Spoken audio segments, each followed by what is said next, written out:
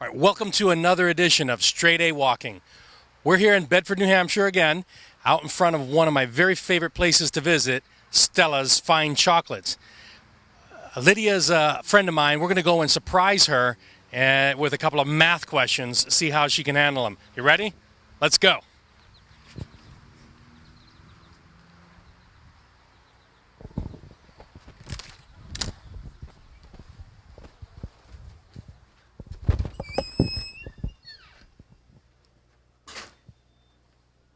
Okay, here we go with another edition of Straight A Walking. We got Lydia to come out. She's been in the back making chocolates, I think. Uh, can you tell me a little bit about yourself? Your name is? Lydia Lozier. We've been here at Stella's Fine Chocolates for about 2.5 years now. Great neighbors around here. Great neighbors. Lydia, can I ask you a question? Did you ever take the SATs? Yes, a long time ago. How do you feel you did on them? Do you remember? I don't even remember. I think I did well enough. All right. And you've been living a happy life regardless of what happened, right? So, for those kids at home, they don't have to feel too much pressure, right? No pressure. No pressure whatsoever. Okay. So, Lydia, we are, like I said, straight A walking, and we're going to spring a couple of math problems on you. You have is that okay if we do that to you? I love math.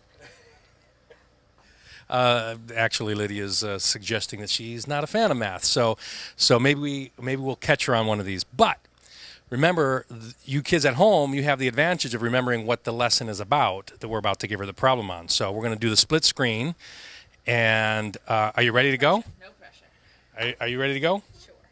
Are you guys ready? On your marks, get set, go. When the positive integer k is divided by 7, the remainder is 6. What is the remainder when k plus 2 is divided by 7? Okay, talk it out. So when the positive integer is k and is divided by 7, the remainder is 6. So that would have to be 20. That's a good example. And if we add 2 to 20, it's divided by 7, that would be 22. Right. And so the question is, what What is the remainder when 22 is divided by 7? 7 goes into 21 3 times, so the remainder would be 1. Beautiful. Excellent.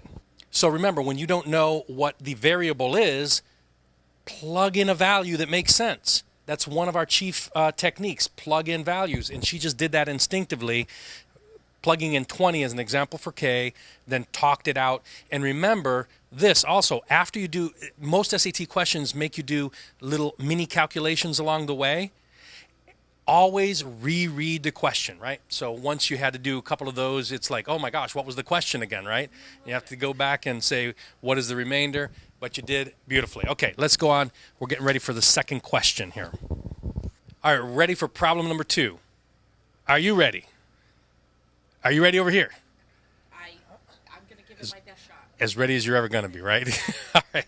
On your marks, get set, go. M and n are positive integers. If m is divided by n, the quotient is 7, with a remainder of 4.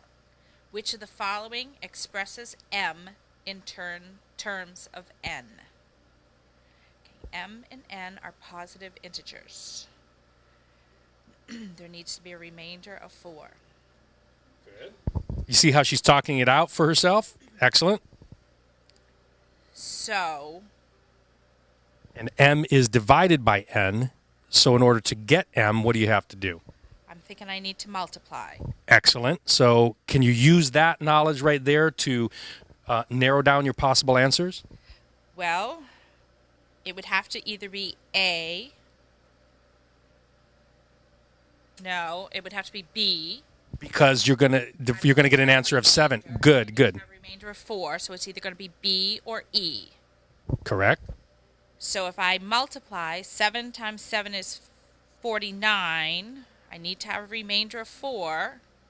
So that would make M be 53. 7 times 7 is 49 with a remainder of 4. So if M is 53, and n is 7, I think my answer would be E. 7 times 7 is 49 with a remainder of 4. Excellent, excellent. Congratulations once again. You guys catch again how she was talking the problem out to herself. She gave herself another value again for M at 53. It could have been any value that worked, but the key here is you notice that if you're dividing by n to get n, you get an answer of 7. Then you multiply that 7 times the n, and she was able to narrow it down to B and E. And then since there was 4 extra, we have to add 4 more. The answer is clearly E. Okay, so thanks again, Lydia. Listen, I've got another question for you real quick to see if you can answer. It's not math related. Who's burying Grant's tomb? I believe it's Grant. Excellent. Very sharp customer here. Okay, so at home, let's see if we can give a round of applause for Lydia. Thank you so much. We appreciate it. My pleasure. And now I have some business to conduct. I want to get me some chocolate. Alrighty. Okay. All right. Can we get a close up of this? I love this. You kids at home, the teachers that you really appreciate and love, show them you appreciate them with some chocolate. What?